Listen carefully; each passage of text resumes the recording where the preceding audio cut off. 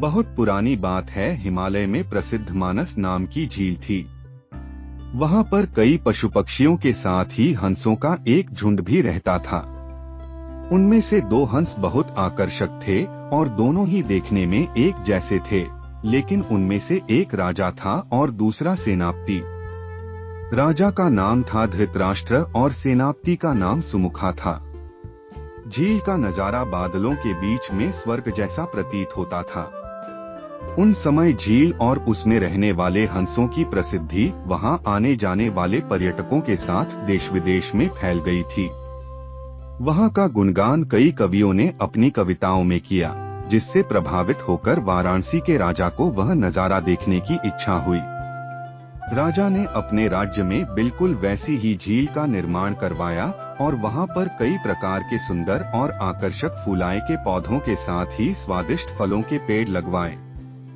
साथ ही विभिन्न प्रजाति के पशु पक्षियों की देखभाल और उनकी सुरक्षा की व्यवस्था का आदेश भी दिया। वाराणसी का यह सरोवर भी स्वर्ग जैसा सुंदर था, लेकिन राजा के मन में अभी उन 2 हंसों को देखने की इच्छा थी जो मानस सरोवर में। एक दिन मानस सरोवर के अन्य हंसों ने राजा के सामने वाराणसी के सरोवर जाने की इच्छा प्रकट की, लेकिन हंसाए का राजा समझदार था। वह जानता था कि अगर वो वहां गए तो राज उन्हें पकड़ लेगा। उसने सभी हंसों को वाराणसी जाने से मना किया, लेकिन वो नहीं माने। तब राजा और सेनापति के साथ सभी हंस वाराणसी की ओर उड़ चले। जैसे ही हंसों का झुंड उस झील में पहुंचा, तो अन्य हंसों को छोड़कर प्रसिद्ध 2 हंसों की शोभा देखते ही बनती थी। सोने की तरह चमकती उनकी चोंच, सोने की तरह ही नजर आते उनके पैर और बादलों से भी ज्यादा सफेद उनके पंख हर किसी को अपनी ओर आकर्षित कर रहे थे। हंसों के पहुंचने की खबर राजा को दी गई। उसने हंसों को पकड़ने की युक्ति सोची और एक रात जब सब सो गए तो उन हंसों को पकड़ने के लिए जाल बिछाया गया। अगले दिन जब हंसों का राजा जागा और भ्रमण पर निकला तो वह जाल में फंस गया। उसने तुरंत ही तेज आवाज में अन्य सभी हंसों को वहां से उड़ने और अपनी जान बचाने का आदेश दिया। अन्य सभी हंस उड़ गए, लेकिन उनका सेनापति सुमुखा अपने स्वामी को फंसा देखकर उसे बचाने के लिए वहीं रुक गया। इस बीच हंस को पकड़ने के लिए सैनिक वहां आ गया। उसने देखा कि हंसों का राजा जाल में फंसा हुआ है और दूसरा राजा को बचाने के लिए वहां खड़ा हुआ है। हंस की स्वामी भक्ति देखकर सैनिक बहुत प्रभावित हुआ और उसने हंसों के राजा को छोड़ दिया।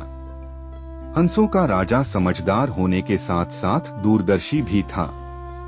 उसने सोचा कि अगर राजा को पता चलेगा कि सैनिक ने उसे छोड़ दिया है तो राजा इसे जरूर प्राणदंड देगा। तब उसने सैनिक से कहा कि आप हमें अपने राजा के पास ले चलें। यह सुनकर सैनिक उन्हें अपने साथ राज दरबार में ले गया। दोनों हंस सैनिक के कंधे पर बैठे थे। हंसों को सैनिक के कंधे पर बैठा देखकर हर कोई सोच में पड़ गया। जब राजा ने इस बात का रहस्य पूछा तो सैनिक ने सारी बात सच सच बता दी। सैनिक की बात सुनकर राजा के साथ ही सारा दरबार उनके साहस और सेनापति की स्वामी भक्ति पर हैरान रह गया और सभी के मन में उनके लिए प्रेम जाग उठा। राजा ने सैनिक को माफ कर दिया और दोनों हंसों को आदर के साथ कुछ और दिन ठहरने का निवेदन किया।